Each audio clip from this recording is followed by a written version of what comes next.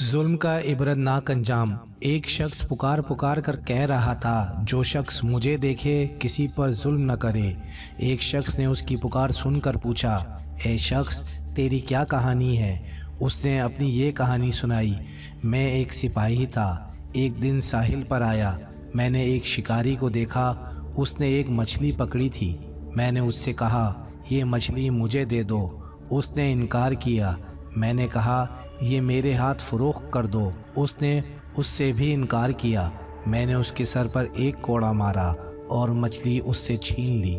مچھلی کو ہاتھ میں لٹکاتے گھر کی طرف چل پڑا، اچانک مچھلی نے میرا انگوٹھا پکڑ لیا اور چبا ڈالا۔ انگوٹھا چھڑانے کی بہت کوشش کی، لیکن انگوٹھا اس وقت نکلا جب اس میں سوراخ ہو چکے تھے۔ میں نے ایک طبیب کو دکھایا، اس نے بتایا یہ مرض آگلا ہے، انگوٹھا کاٹنا پڑے گا ورنہ یہ مرض سارے جسم میں پھیل جائے گا اور تو ہلاک ہو جائے گا۔ میں نے انگوٹھا کٹوا دیا، لیکن مرض ہاتھ میں آ گیا، پھر میں نے ہاتھ کٹوا دیا، مرض پھر آگے بڑھا تو میں چیخ پڑا، وحشت کے انداز میں بھاگ نکلا۔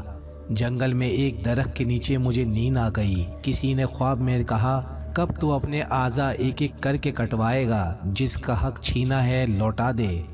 اس وقت مجھے وہ مچھلی یاد آئی، میں فوراً ساحل پر پہنچا، شکاری وہاں موجود تھا، اسے اپنا حال بتایا، اس سے معافی مانگی۔ میرا حال دیکھ کر اس نے کہا میں نے تجھے معاف کیا۔ اس کے یہ کہتے ہی میرے ہاتھ کے کیڑے گرنے لگے۔ میں نے اس سے پوچھا آپ نے بد دعا کی تھی، اتنا تو بتا دیں۔ اس نے بتایا، میں نے کہا تھا اے اللہ، تو نے ہی اسے اور مجھے پیدا کیا ہے، اسے مجھ سے قوی بنایا ہے اور مجھے کمزور۔ اس نے مجھ پر ظلم کیا، نہ تو نے مجھے اس سے بچایا، نہ اتنی طاقت دی کہ اس کے ظلم سے محفوظ رہتا، اپنے آپ کو اس سے بچا لیتا۔ میں تجھ سے تیری اس قدرت کے وسیلے سے سوال کرتا ہوں جس سے تو نے اسے قوی کیا اور مجھے کمزور کیا، اس شخص کو مخلوق کے لیے عبرت بنا دے۔